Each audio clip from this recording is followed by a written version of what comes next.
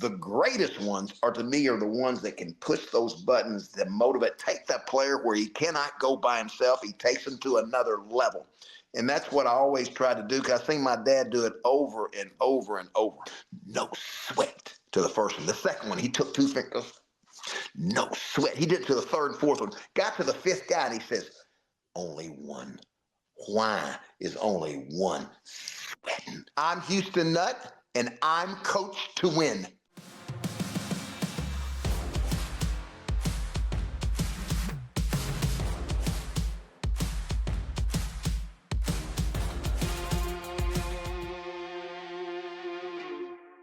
For me, this is a big time treat. I would label you, Coach Houston Nutt, as my favorite coach that I never got to play with or play for. I say that. My favorite coach that I never got to play for. I appreciate it. Thank you. Yeah, and there's just something about the way you are. I don't know what it is. Maybe that's why you're such a good recruiter. And the name of this show is called Coach to Win. And I really feel like this show, like this should be your show based on your Coach to Win tree. I'm just going to read some names. Okay. 3-time SEC Coach of the Year, Houston Nutt, all around good guy. Here are some of the people that are in your life that I would say, you correct me if I'm wrong, that you would say had a lot to do with your success and the person that you are today, right? Let's just humor me on this, right? I'll start with your mom and dad. Obviously, they're number one. You'll start recognizing the names as I go. Yeah. Joe Fred Young, Bernie Cox, Clyde Horton, Eddie Boone, Johnny Greenwood, Coach Frank Briles, Lou Holtz, Eddie Sutton, a basketball guy. I don't know what's he doing in here. Pat Foster, Gene Keady, Pat Jones, Oklahoma State, Paul Hansen, Jim Killingsworth, and Jimmy Johnson. Yes, that is a very impressive Coach to Win coaching tree. Out of all those guys, exclude your parents, because we know how important Emma Jean Nutt is and how good and how important your dad is, because we're going to get to him in a second. Out of all those guys, other than your mom and dad, who do you think had the biggest impact on the coach you were? Wow. I tell you what's hard about that. I'm a fortunate victim of circumstance, Christian, because every one of those coaches, I took a little bit from each. Now, I couldn't be Lou Holtz. I couldn't be Jimmy Johnson, but I'm going to tell you, I can tell you right now from day one, Jimmy Johnson, enthusiasm, passionate. Lou Holtz, disciplinarian, motivator, attention to detail. Eddie Sutton, the 3 Ds, defense, dedication, discipline. And so you took a little bit from each, and it's hard to say the one guy, because I used a lot of each. If you look at each coach, I took a little something from each and every one of them, and they made such a big impact on my life. Yeah, and I look at your Coach to Win coaching tree and thinking about now, if people don't know anything about Houston, now this will be played outside of the Southwest Conference area, Houston. Okay, there's a lot of people out west who have no idea about you, how good you were. You were basically a 5-star superstar. You were Archie Manning of Arkansas. I mean, you were a 5-star football player, All-American. You were a 5-star basketball player. Every coach in the nation was trying to recruit you. Am I right? Absolutely. Absolutely. Had over 250 collegiate scholarship offers. And I had this dream, Christian. I wanted to be in the NFL, NBA, or both. Hold on. Before we go any farther, make sure you click that subscribe button real quick and turn on your notifications. All right, here we go. Back to the show. You wanted to be Deion Sanders before Deion Sanders. Bo Jackson. They were all inspired by you. I promise you. And everything was kind of going right according to plan. Bear Bryant.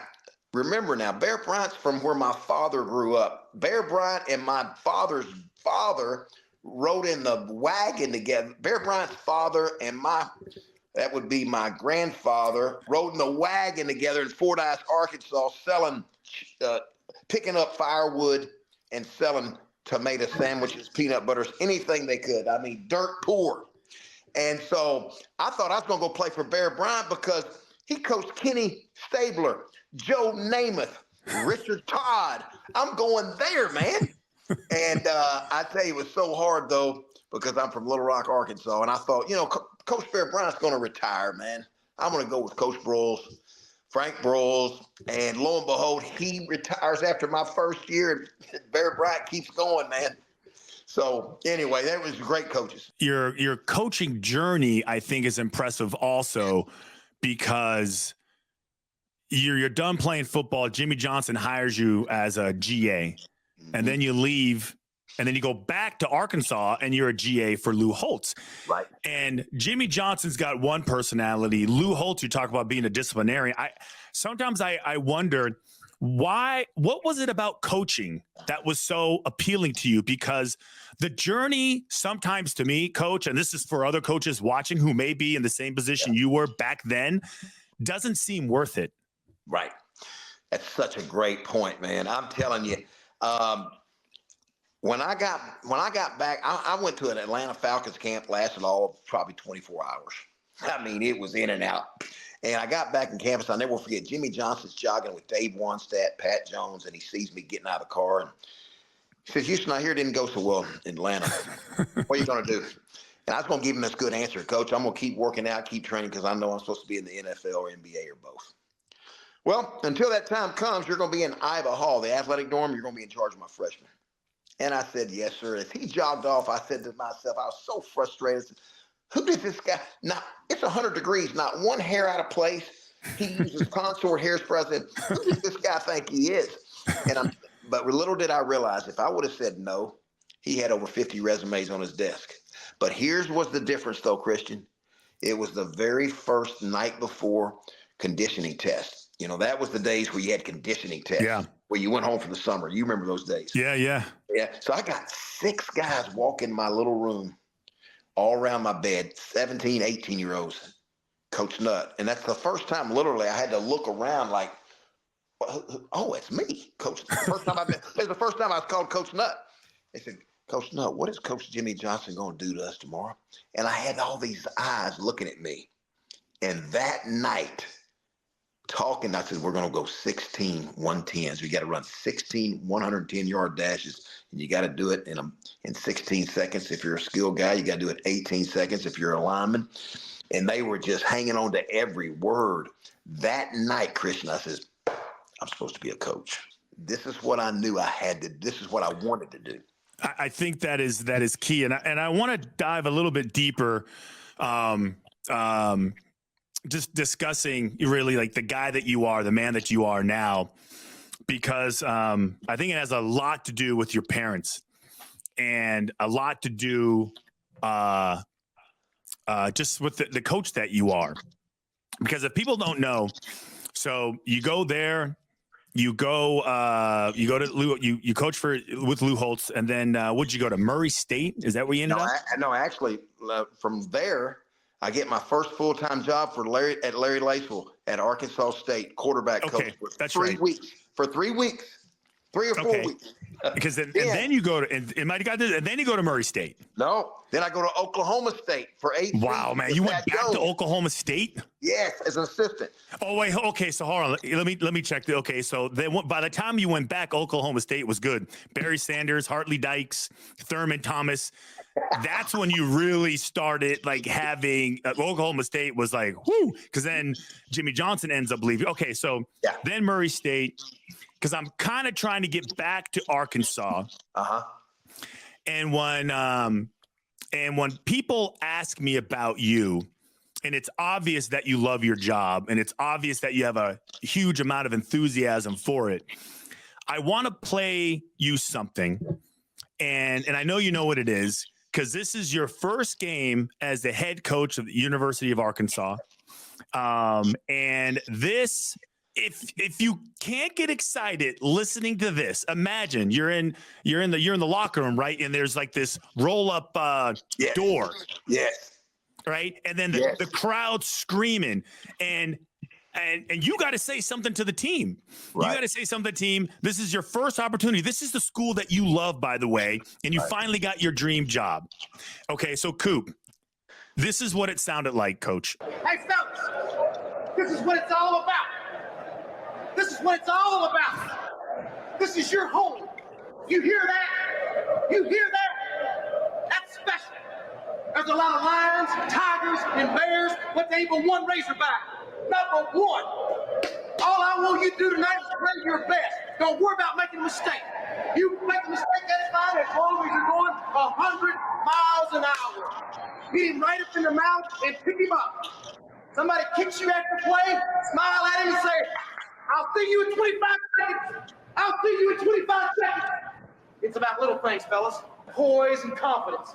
Poise and confidence. When one of your teammates makes a play, I want to see 10 to come tell him. Somebody makes a tackle on a big hit, I want to see 10 go tell him. You play like the Razorbacks, fellas. You're ready. You are ready. Physically and mentally, you're ready.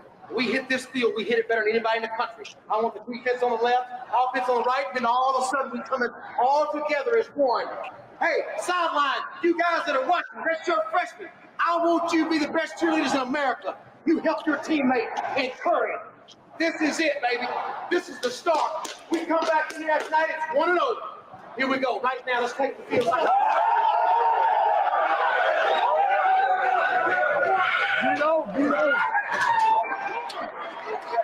And there you go. I usually don't get all jacked up for pregame speeches, but that's got to be a top 5 for me of all time. Where did that come from? Was this prepared? Yeah. Did you think about what you wanted to say when you said lions and tigers and bears? Yeah. Why didn't you say, oh my, why did you leave that part out? Hey, Christian, you know what's amazing? I just had 1 or 2 things I thought I was going to say, but they started calling the hogs. And remember, I grew up at the age of 3 learning how to call the hogs. And so when I heard that, and I was thinking about the mothers and brothers and sisters that are coming to watch you play, and it's got to be a privilege. It's not a right. It's a privilege to go out here and give all you have. And it just came out, man. It came out, I mean, just automatic. I was on automatic pilot, man. There was nothing rehearsed, nothing about it. But the calling of the hogs ignited me, man. It ignited. And what's amazing is those seniors that night, they send that to me once a year, starting in August. They start sending it to me. It's locked on. We're bonded for life. I feel like that's those situations for coaches and players, I feel like are so unique and so special. And it's not a surprise that your players loved you, that they respected you, that they trusted you. Kind of explain that to me. Why is it important for players to trust their coach? Right. Well, to me, I think it's the greatest game in the world. But what happens is when they leave, and we did a study from 98 to 2003 or 4, if we signed 25, 17 of the 25 came from a one-parent home. Only one time was the father played both roles. Usually it's the mother. So I always told our coaches, you coach him like he's your own son. And remember, he didn't have a father at home. Most of our guys did not have a father. They had their high school coach. You're the guy. You're the dad. And so I felt this awesome responsibility. And I saw my father do this to the deaf kids. The deaf kids had to leave school. They had to leave home at the age of 4 and 5 to go to college at a young age. And it was that bond, that family. And I knew this early on, Christian. They don't care how much you know X and O wise. They don't care how much you know until they know how much you care. And so I thought it was important that our players, I always made our coaches, they come to my house first, sometime in the summer, before season. And then each coach, I said, they got to be at your house. They got to sit at your table. Because I wanted them to say, oh, so that's how he talks to his wife. Oh, that's how Coach Nutt talks to his daughter. So that's how Coach Nutt talks to his son. Because remember, most of them did not have fathers in the living room. And so when I felt like I got them at home and they see that it's real, this is not fake. It's not, everything is upfront and real. And there's going to be times you're not going to like me now because I'm going to make you do right. And toes on the line, setting the first 3 rows, all those things. But if you'll follow this plan, it'll be the best days of your life. And so I'd always have this deal where 2 a days, heat index 112. I'd go through the stretch line, best days of your life. And they'd look at me like I was crazy. This guy's a nut, man. I can't stand football right now. You've been through 2 a day. You know how awful it is. But I'd say it's the best days of your life. So what's funny now, Christian, 15, 20 years later, Coach Nutt, they open up the email or the letter or the text with best days of your life, Coach. That is so the one quality I think you obviously have as a coach is is your unmatched enthusiasm and your love for your players. And you mentioned this early, like you got to love it. If it's going to be this painful, Yeah, you have to love it. Like if you're willing to go through, this crazy journey of ups and downs and no pay, you better love it. right.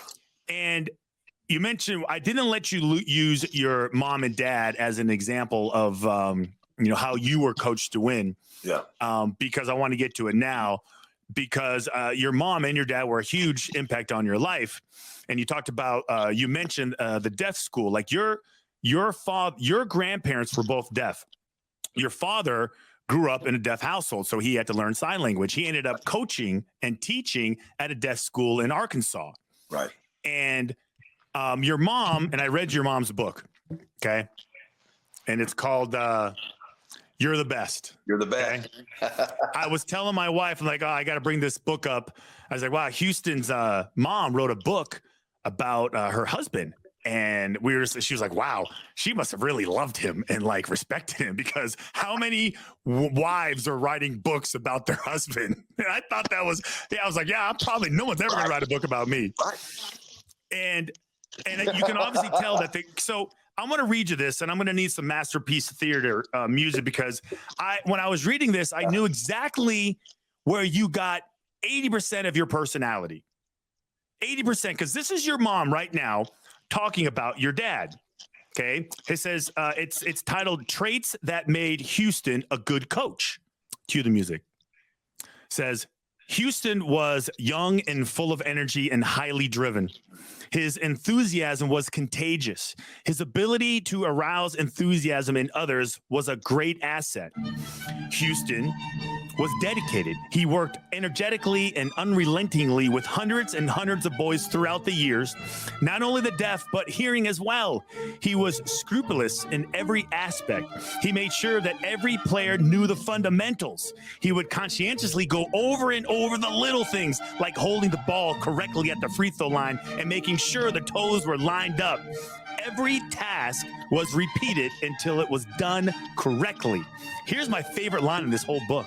Motivation is a gift that all coaches don't have, but all great coaches do. That's, I mean, is that true? I mean, how do you feel about that? That's your mom's words about your dad. I'm going to tell you something. My mother's going to love you bringing this up. I'm telling you.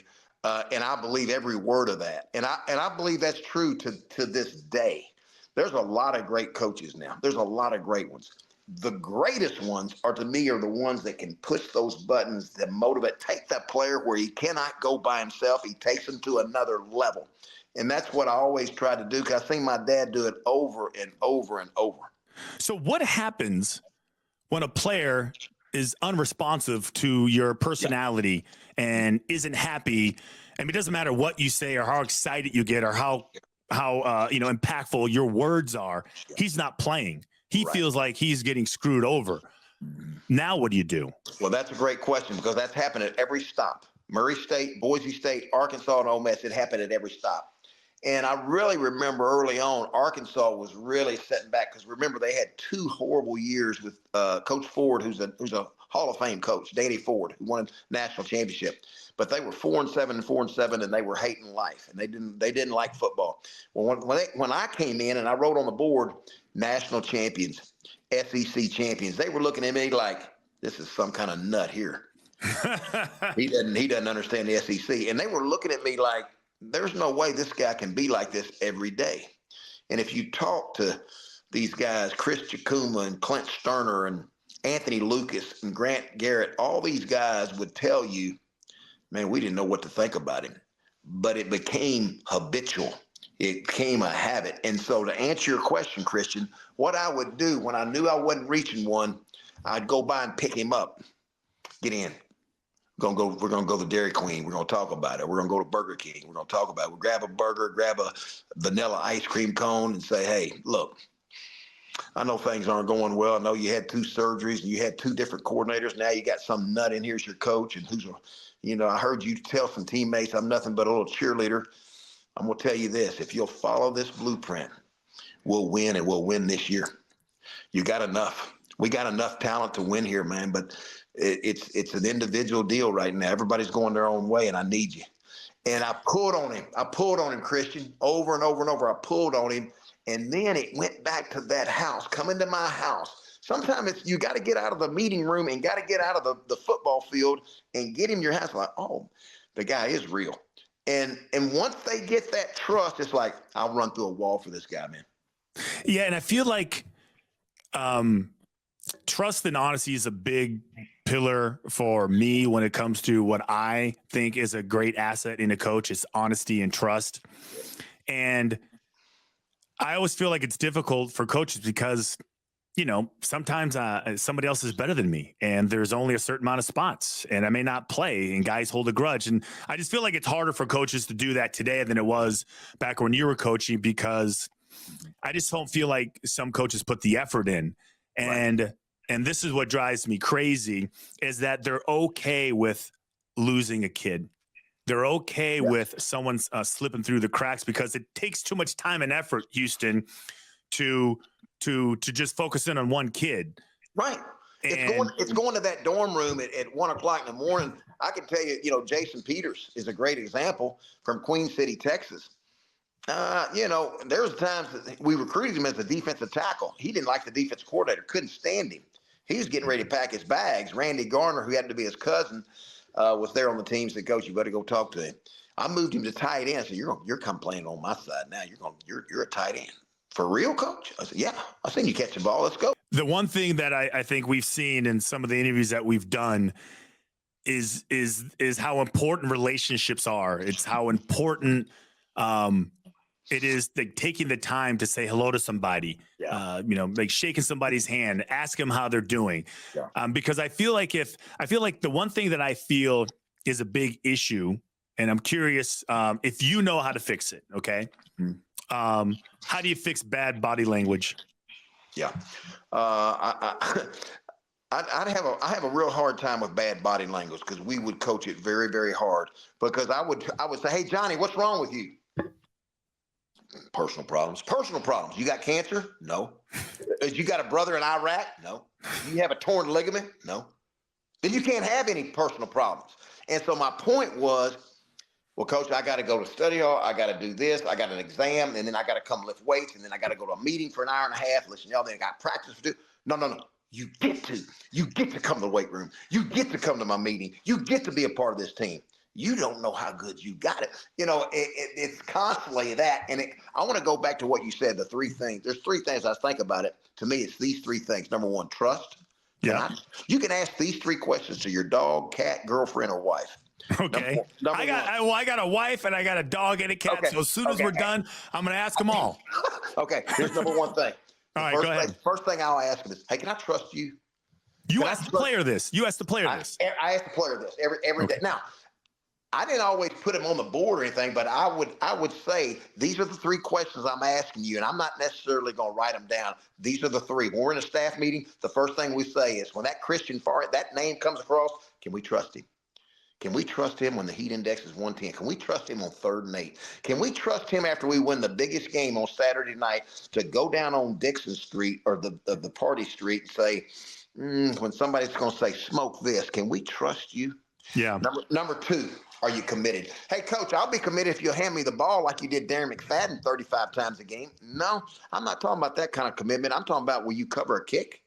Will you block on the PAT field goal? Can you be totally committed to being a Razorback or a Murray State Racer or whatever it may be? Can you be totally committed? I'm talking about both feet in. And then third, the most important question, do you care? Because guess what?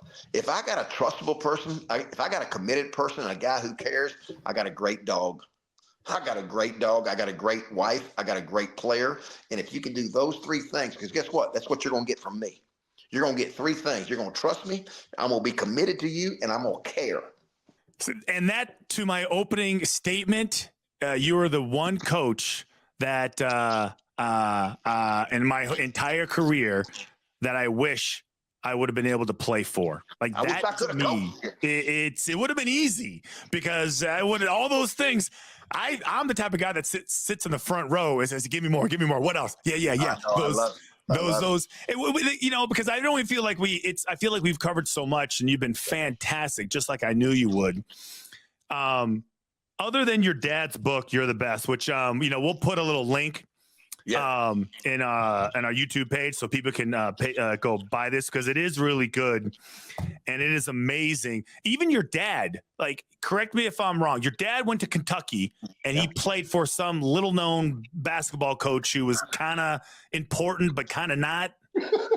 Yeah, I think the arena is named after him now. You did your homework, my man. Let me tell you, my dad played for two of the greatest coaches in the world: Adolph Rupp of Kentucky, Henry Iba of Oklahoma State.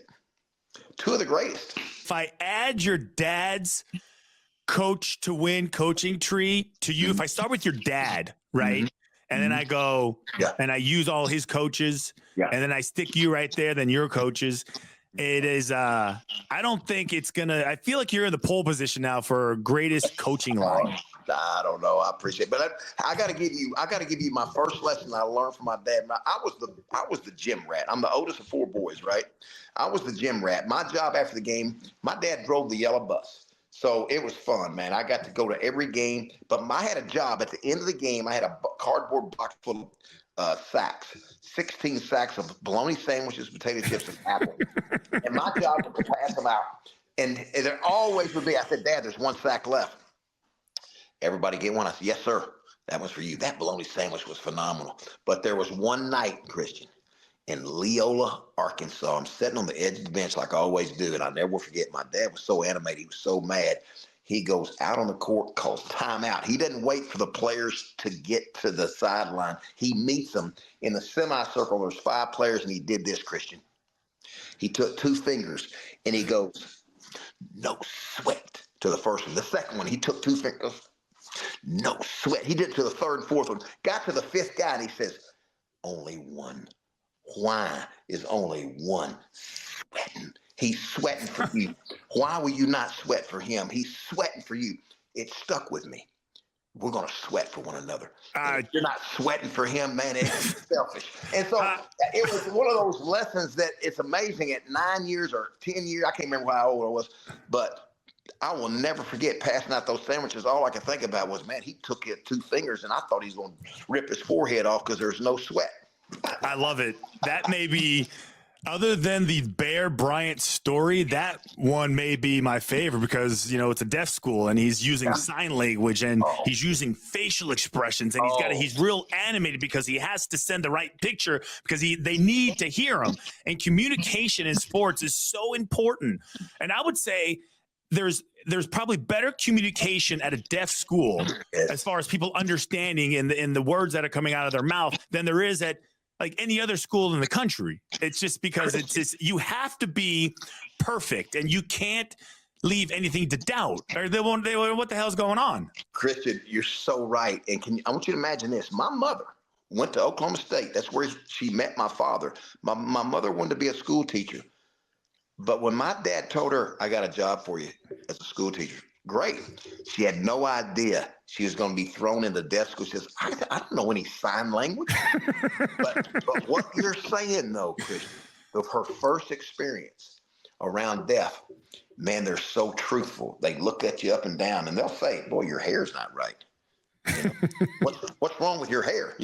They were so honest. And so those facial expressions you're talking about is so true. So my mother had to learn on the run of these animated, passionate faces and this expressions and learn sign language. Can you imagine the turmoil in her mind trying to get ready? But she taught there for 33 years, and this day she has her picture on that building with my dad in the gymnasium. So it's just a phenomenal story, really. Yeah, it is. It's great, and you've been great.